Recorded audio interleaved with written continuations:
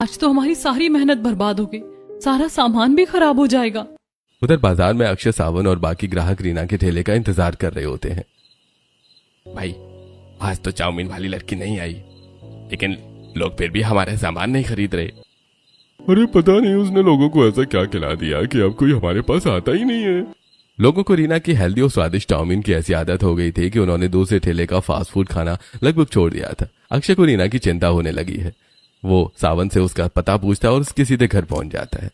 अरे, घर पर तो बाहर से कुंडी लगी हुई है, ये लोग अंदर कैसे हो सकते हैं? अक्षय वापस जाने लगता है, तभी रोहित दरवाजे के नीचे से उसके पैर पहचान लेता है। हम अंदर बंद हैं, कोई दरवाजा खोलो। आवाज सुनकर अक्षय तुरंत वापस आ जाता है। इसका मतलब किसी ने जानबूझकर इन लोगों को घर में बंद किया है। अक्षय तुरंत दरवाजा खोल देता है। उसे देखकर पूरा परिवार राहत की सांस लेता है। बेटा, पता नहीं कौन था जिसने हमें घर में बंद कर दिया था। आपका बहुत बहुत धन्यवाद। आपका यह एहसान मैं कभी नहीं भूलूंगी। लेकिन अभी हमें जल्दी बाजार जाना होगा। पूरा परिवार जल्दी जल्दी ठेला लेकर बाजार पहुंच जाता है। अक्षय भी उनके पीछे पीछे आता है। अरे, ये लोग यहाँ कैसे आ गए? इन्हें तो हमने घर में बंद कर दिया था। हाँ यार, इस लड़की ने तो हमारा जीना हराम कर दिया है। अब कल हम इसका ठेला ही तबाह कर देंगे। अक्षय उनकी सारी बातें सुन लेता है। अच्छा, तो इन तीनों ने रीना और उसके परिवार को घर में बंद किया था। मुझे इनका सच सामने लाना ही होगा। उन तीनों ठेले वाले रीना का चाउमीन का ठेला बर्बाद करने का प्लान बनाते हैं और अगले दिन शाम को जब वो लोग रीना का ठेला खराब करने आते हैं, तब अक्षय और बाकी ग्राहक के साथ मिलकर पेड़ के पीछे छुपा होता है। और जैसे ही ठेले वाले लाठी के लेके रीना के ठेले के पास पहुंचते हैं तो अक्षय समेत सभी लोग उनको पकड़कर पीटते हैं और जेल भेजने की धमकी देते हैं। तब मोहन, अरे भैया नहीं, हमें जेल मत भिजवाइए, हमसे बहुत बड़ी गलती हो गई। हाँ भैया, हमें माफ कर दीजिए। रीना बिटिया, हमसे गलती हो गई, हमें माफ कर दो।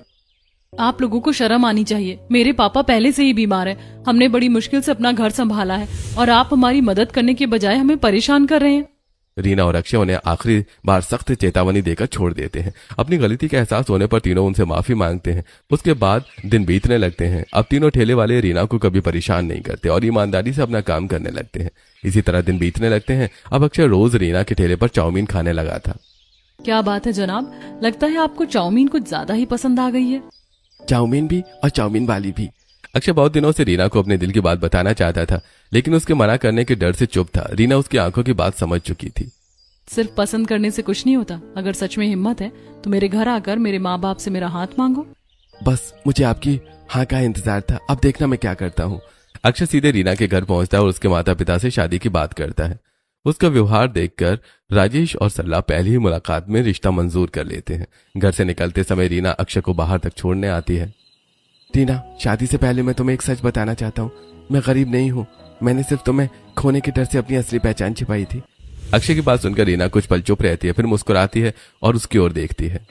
जो भी हो, तुम्हारे इरादे मेरे लिए सच्चे थे।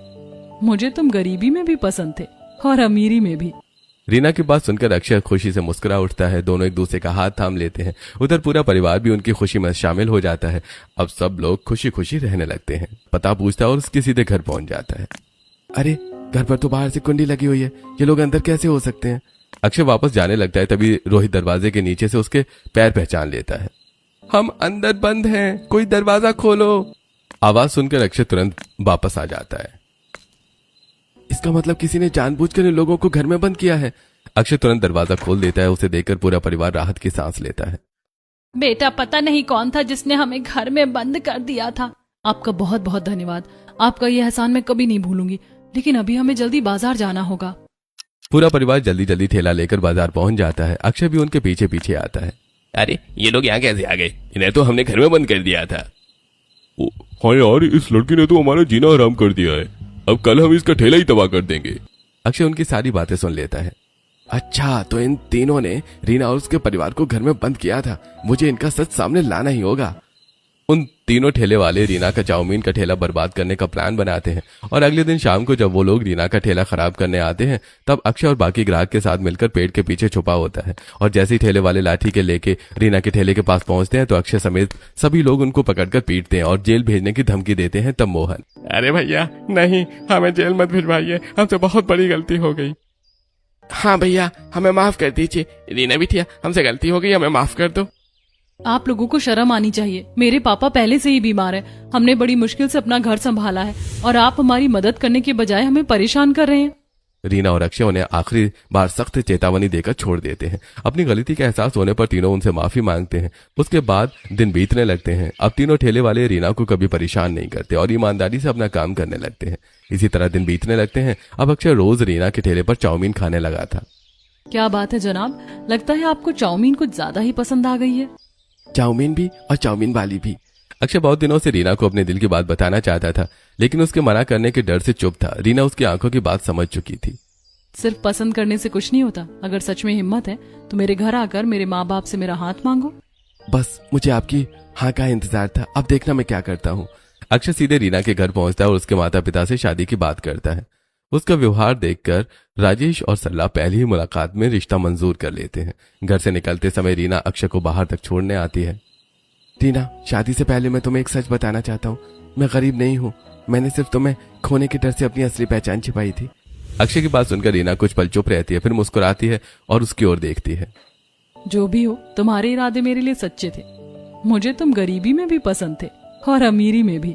रीना की बात सुनकर अक्षय खुशी से मुस्कुरा उठता है। दोनों एक दूसरे का हाथ थाम लेते हैं। उधर पूरा परिवार भी उनकी खुशी में शामिल हो जाता है। अब सब लोग खुशी खुशी रहने लगते हैं।